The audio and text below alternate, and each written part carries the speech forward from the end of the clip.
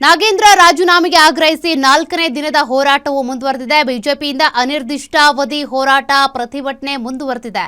ಕೋಲಾರ ಜಿಲ್ಲಾಧಿಕಾರಿ ಕಚೇರಿ ಎದುರು ಬಿಜೆಪಿಗರು ಹೋರಾಟ ಮಾಡೋದರ ಮೂಲಕ ನಾಗೇಂದ್ರ ಸಚಿವ ಸ್ಥಾನಕ್ಕೆ ರಾಜೀನಾಮೆ ಕೊಡಬೇಕು ಅಂತ ಆಗ್ರಹಿಸಿದ್ದಾರೆ.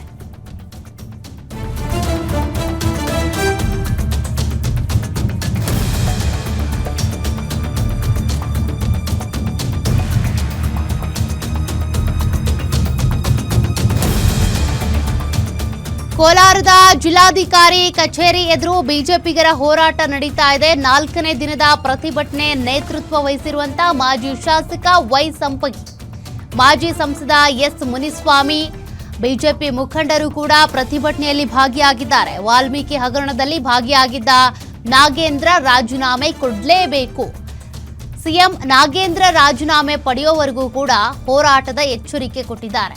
ಕಾಂಗ್ರೆಸ್ ಸರ್ಕಾರ ಮತ್ತು ನಾಗೇಂದ್ರ ವಿರುದ್ಧ ಧಿಕ್ಕಾರ ಕೂಗಿ ಆಕ್ರೋಶವನ್ನು ವ್ಯಕ್ತಪಡಿಸಿದ್ದಾರೆ. ನಾಗೇಂದ್ರ ರಾಜೀನಾಮೆ ಕೊಡಲೇಬೇಕು, ಸಿಎಂ ನಾಗೇಂದ್ರ ರಾಜೀನಾಮೆಗೆ ಒತ್ತಾಯಿಸಬೇಕು, ರಾಜೀನಾಮೆ ಪಡ್ಕೊಳ್ಳೋವರೆಗೂ ಕೂಡ ನಮ್ಮ ಹೋರಾಟ ನಿಲ್ಲಲ್ಲ ಅಂತೇಳಿ ಹೋರಾಟ ಮಾಡ್ತಿದ್ದಾರೆ. ವಾಲ್ಮೀಕಿ ನಿಗಮದ 187 ಕೋಟಿ ರೂಪಾಯಿ ಹಣ ಹಗರಣಕ್ಕೆ ಅಕ್ರಮಕ್ಕೆ ಸಂಬಂಧಪಟ್ಟಂತೆ ರಾಜೀನಾಮೆ ಕೊಟ್ಟಿದ್ರು ಈ ಹಿಂದೆ ಸಂಪುಟದಲ್ಲಿದ್ದಾಗ ನಾಗೇಂದ್ರ. ಬಳಿಕ ಜೈಲು ಅದು ಇದು ಅಂತ ಆಯಿತು. ಹಂಗಿದ್ರೂ ಕೂಡ ಈ ಬಾರಿ ಸಚಿವ ಸಂಪುಟಕ್ಕೆ ಸೇರಿಸ್ಕೊಂಡಿದ್ಯಾಕೆ ಅನ್ನೋ ಪ್ರಶ್ನೆ. ಭ್ರಷ್ಟ ಲೂಟಿ ಮಂತ್ರಿ ಅಂತೇಳಿ ಕೂಡ ಈಗಾಗಲೇ ಸದನ ಪರಿಷತ್ನಲ್ಲೂ ಅದೇ ಚರ್ಚೆ. ಮತ್ತೊಂದು ಕಡೆ ಹೊರಭಾಗದಲ್ಲೂ ಕೂಡ ಪ್ರತಿಭಟನೆಗಳು ನಡೀತಿವೆ. ಕೋಲಾರದಲ್ಲಿ ನಡೀತಾ ಇರುವ ಪ್ರತಿಭಟನಾ ದೃಶ್ಯಗಳನ್ನ ನೀವಿಲ್ಲಿ ಗಮನಿಸಬಹುದು.